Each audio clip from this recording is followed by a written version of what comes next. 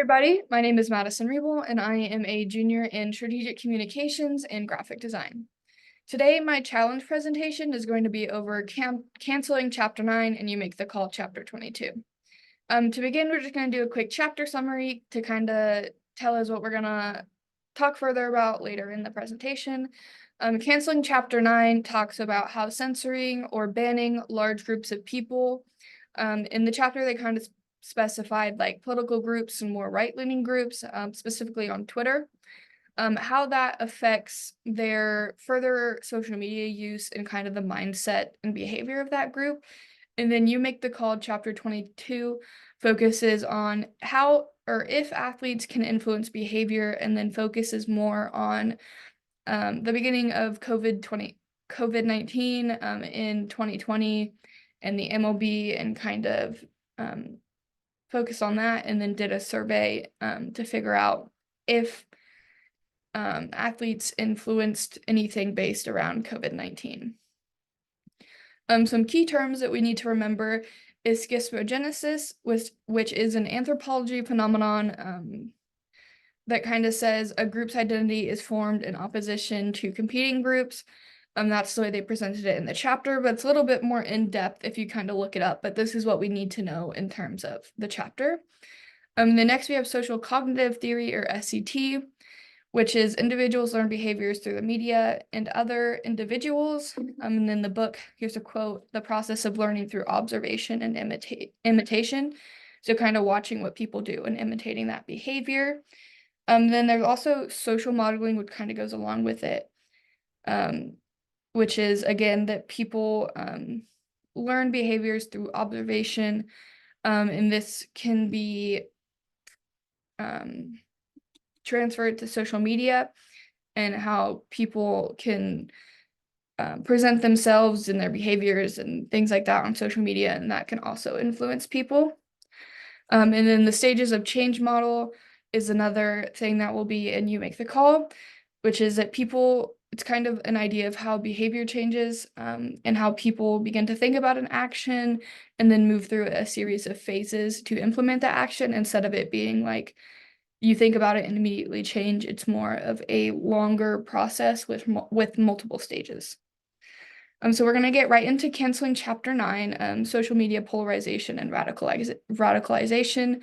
Again, we have schismogenesis. That's where this really comes in. They kind of furthered up that initial definition with the idea that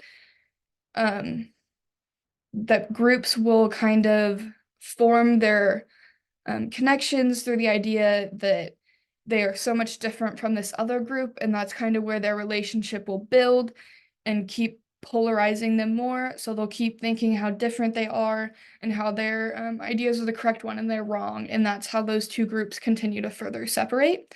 That's kind of the idea of what they're talking about there. And then next they talk about social media and how social media has become the place that most people go to share opinions and views and stuff like that, particularly in like a political sense is what they're talking about. And again, they focus on like Twitter and stuff like that. And I think another big thing that we need to know is that most people will only follow people and seek out people who will confirm their ideas and beliefs, and kind of stay away from ones that oppose their ideas and stuff like that. And algorithms don't help. Algorithms' whole idea is to keep you on the app and to continue looking at more media. And they do that by figuring out what you like and feeding you more content like that.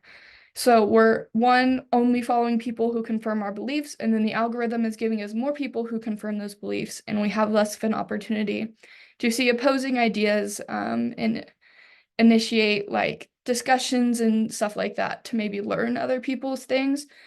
So a big part of that is like confirmation bias is kind of what they're talking about there, and how like if people don't want to, they don't have to see opposing views on social media. Now we'll really get into the meat of what this chapter was about, which is, again, mass bans or censoring of certain topics or ideas or stuff like that.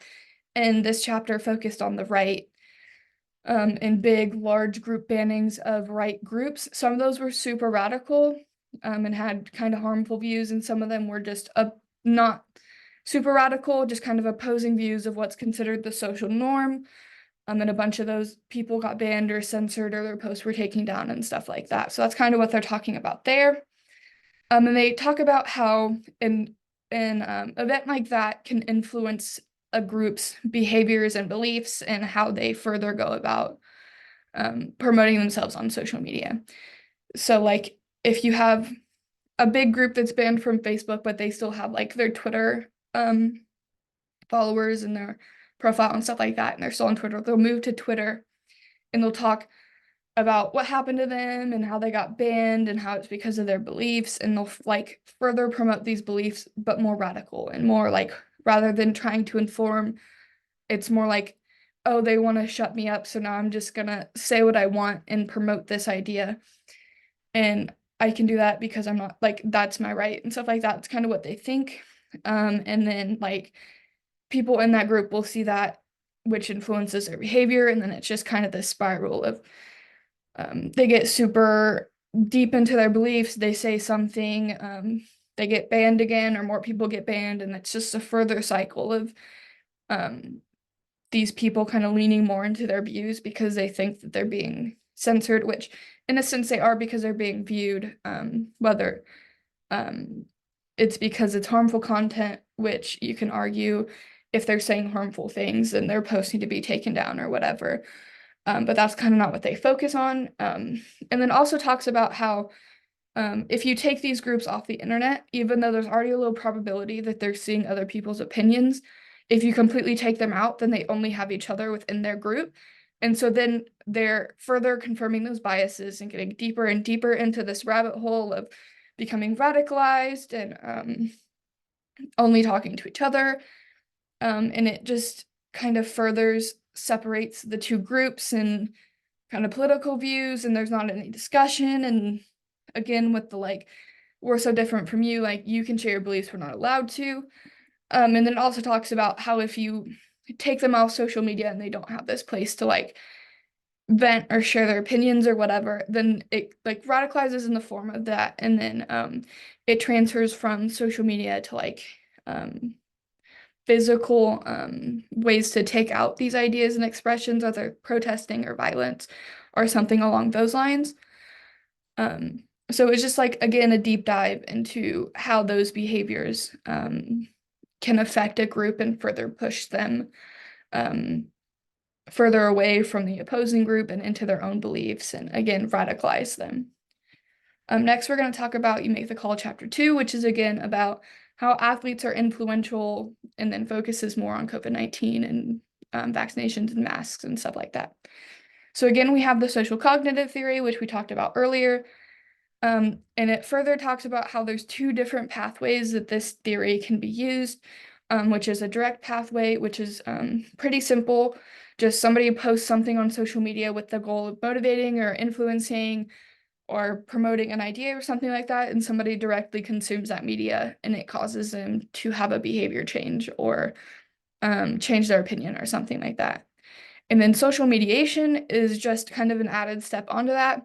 So somebody still posts something with the hopes of influencing or motivating or something along those lines. Somebody consumes it, their behaviors or attitudes change, or their actions. And then they share it with somebody else, hoping to influence somebody else. And so then you have like not a direct pathway, but it's an added step of like somebody consumes and then shares it with other people. And now we're gonna so that's kind of that idea. And then we have stages of change theory, which is again that behavior change does not happen at one point, but over time. And there's five or like 6 different steps depending on how you want to look at it. So pre-contemplation is they don't see a behavior as an issue, don't think about it. Contemplation is, oh, they start thinking about it, like, oh, this might be an issue, but don't really do anything about it yet. Preparation is kind of like, oh, maybe I want to change this behavior. So they start prepping, like plan how they're going to do it or gather information, supplies if they need it. Action is actually starting to implement that behavior and the things that you learn to change.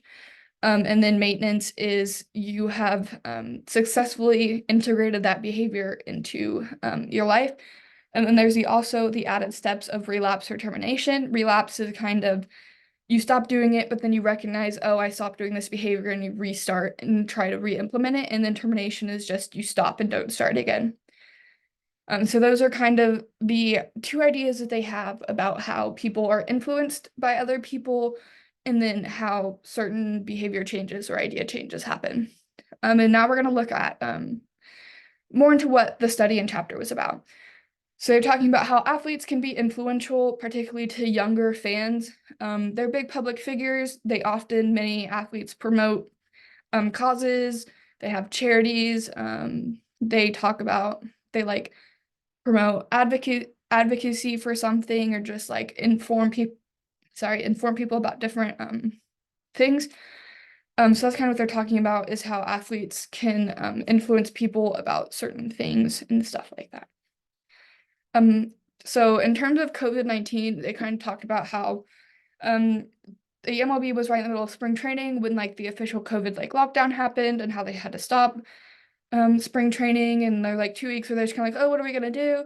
And then they like had a limited season that they were gonna play, and they implemented that everybody on the team in the dugout and like supporting staff had to wear a mask, but if you were on the field and playing the game, then you didn't have to. But there were a couple people like Mike Trout and Clint Fraser who decided we're gonna wear a mask all the time, and each of them have different reasons for why they did it, and each of them, in one way or another, promoted this idea on social media.